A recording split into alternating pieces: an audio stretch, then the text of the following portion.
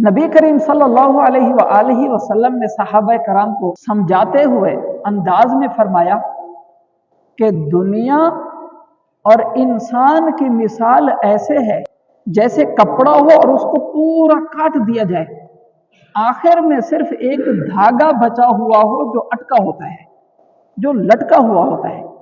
ये दुनिया और इंसान का ताल्लुक है, ये दुनिया और इंसान का ताल्लुक है।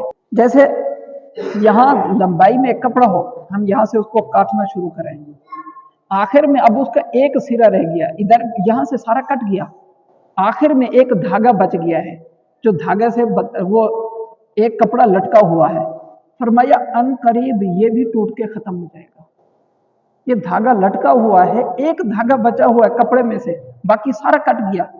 ये एक धागा कब तक रुकेगा?